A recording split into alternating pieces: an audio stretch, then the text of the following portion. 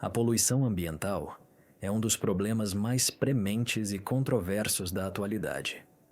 Há muito que ultrapassou a esfera meramente ecológica, transformando-se num desafio global para toda a humanidade. Ao longo dos anos, esta ameaça tem nos perseguido, manifestando o seu poder destrutivo em vários cantos do planeta.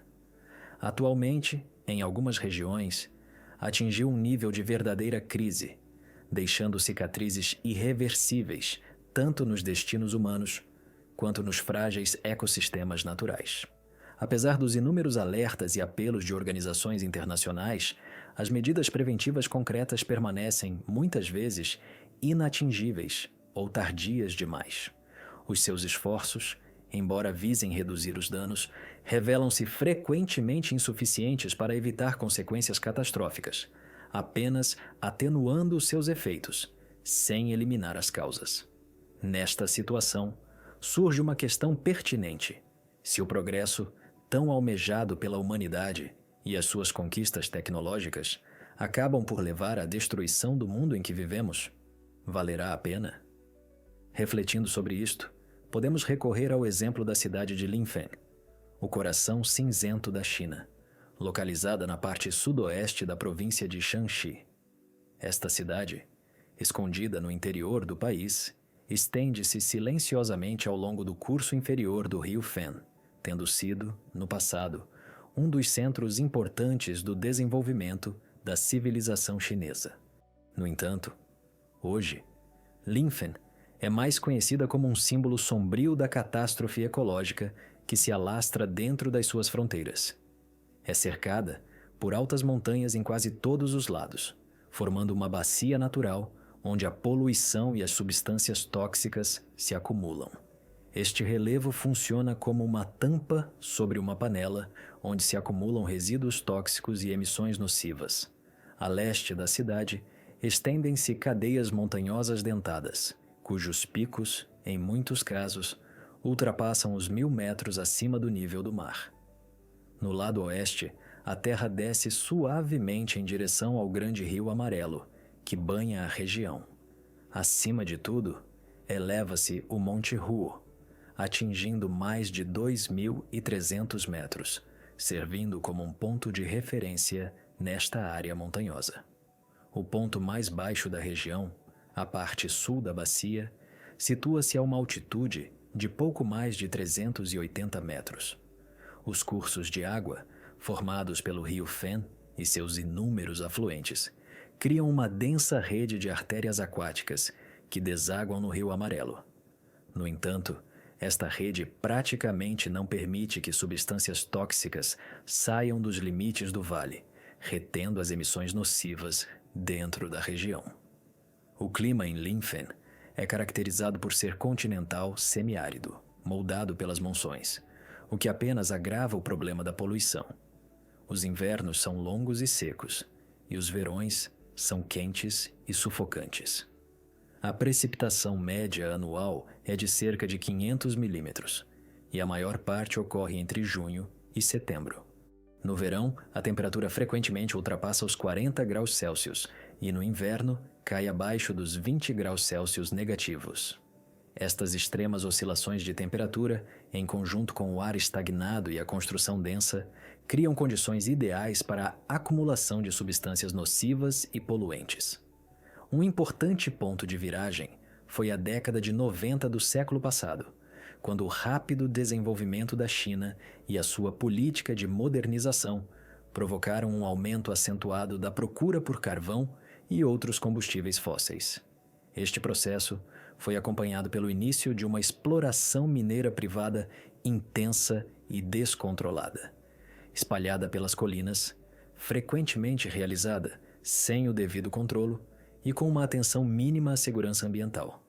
Isto levou à transformação de Linfen num centro de industrialização e poluição descontroladas. A cidade, lenta, mas seguramente, começou a sufocar com seu próprio sucesso. O seu ar encheu-se de fumo e vapores tóxicos. À sombra do carvão e do aço localizados nos seus arredores, a cidade tornou-se um aviso para todos aqueles que ponderam sobre as consequências do crescimento industrial desenfreado. No início dos anos 2000, a situação deteriorou-se ainda mais. Minas, fábricas metalúrgicas e indústrias pesadas preencheram praticamente todos os arredores da cidade, desfigurando a paisagem e envenenando a atmosfera. Sob a pressão da crescente insatisfação pública e da aspiração da população por uma melhoria da situação ambiental, as autoridades foram forçadas a começar a tomar medidas concretas para eliminar as consequências da crise industrial e ecológica. Em primeiro lugar, foram encerradas inúmeras minas que anteriormente funcionavam na região, e a entrada de caminhões que transportavam carvão foi proibida. Este passo fez parte de um esforço mais amplo para a transição para fontes de energia mais ecológicas, o que se manifestou particularmente na conversão em massa dos sistemas de aquecimento doméstico de carvão para gás natural. Como resultado destas reformas, foram desmanteladas quase 200 grandes caldeiras industriais, que eram utilizadas para a produção de energia e aquecimento, bem como mais de 600 pequenas caldeiras instaladas em empresas industriais e no setor residencial. Até o ano 2010 do século atual, mais de 80% dos residentes da região tinham passado a utilizar gás natural para aquecer as suas casas, o que representou um passo significativo para a redução do nível de poluição do ar. A Agência Nacional de Proteção Ambiental interveio diretamente na situação, começando a encerrar fábricas e empresas ineficientes que lançavam na atmosfera uma quantidade excessiva de substâncias nocivas. Além disso, foi determinado que as maiores instalações industriais instalassem depuradores de enxofre especiais, destinados a reduzir as emissões de compostos de enxofre e outros poluentes. Estas medidas faziam parte de um programa mais amplo para a reestruturação do setor industrial da região, que incluía o endurecimento das normas sobre os níveis de emissões e o estímulo à transição para tecnologias ecologicamente mais limpas. Por volta de 2010, alguns meios de comunicação social chamavam a esta área um modelo de recuperação ecológica bem-sucedida, destacando progressos significativos na redução do nível de poluição e na melhoria da qualidade do ar. No entanto, por trás das declarações bombásticas e das apresentações exageradas, escondia-se uma realidade preocupante. Muitos especialistas alertavam que o progresso alcançado, apesar dos seus indicadores impressionantes, permanecia muito vulnerável e exigia um controle constante e esforços adicionais para preservar os resultados alcançados. Infelizmente, em 2008, o governo central criticou duramente as autoridades locais por não terem conseguido cumprir integralmente os indicadores estabelecidos para o controle da poluição.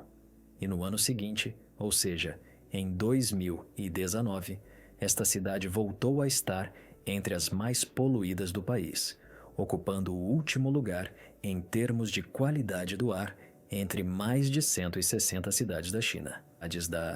As novas ondas de críticas forçaram as administrações locais a adotar medidas ainda mais radicais, incluindo a introdução de restrições adicionais para as empresas industriais, a fim de reduzir o nível de emissões nocivas.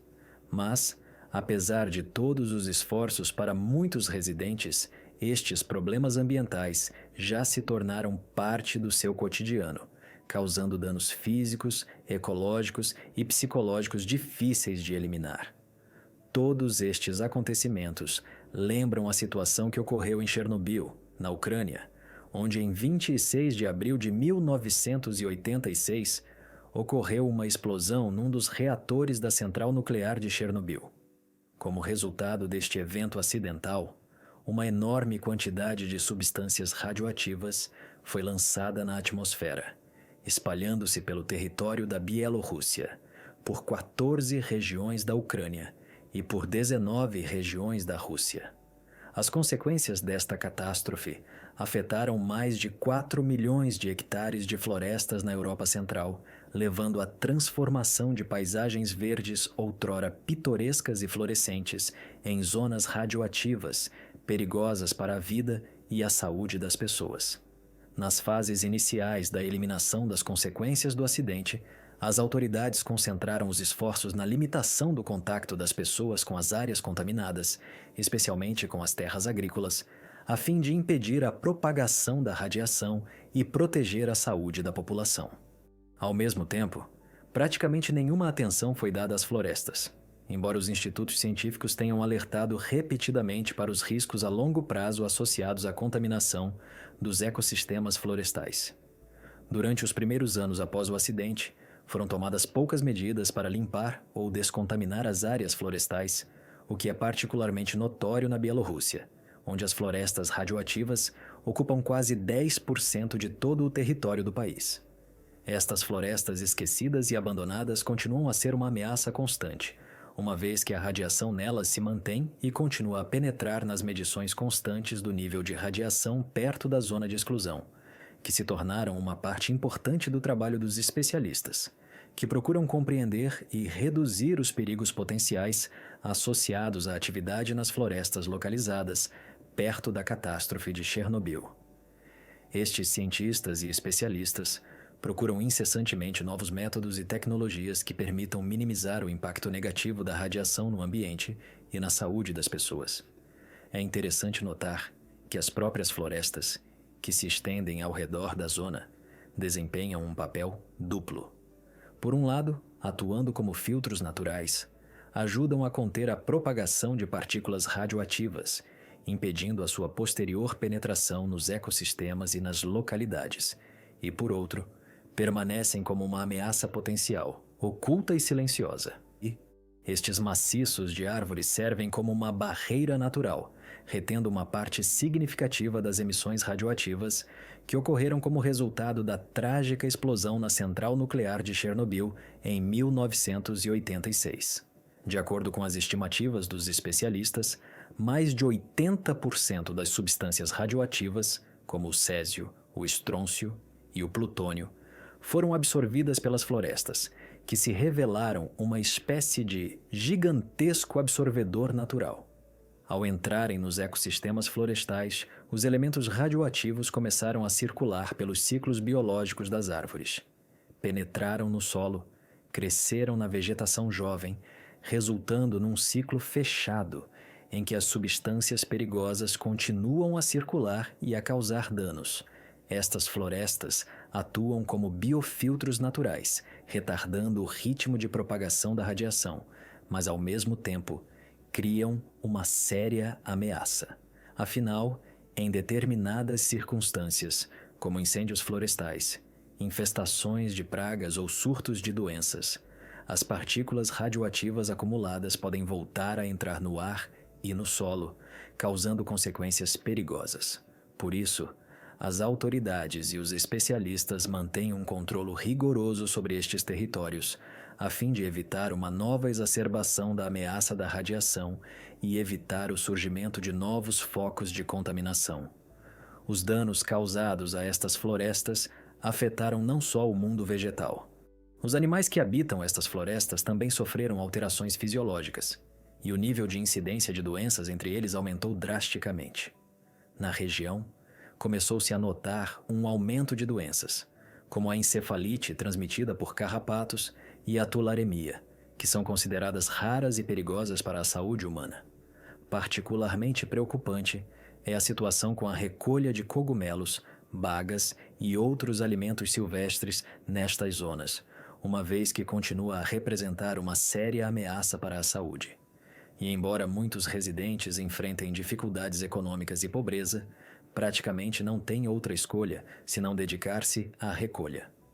Especialmente na Bielorrússia, onde as pessoas continuam a ir às florestas em busca de cogumelos, bagas e caça, apesar dos constantes avisos sobre o possível perigo.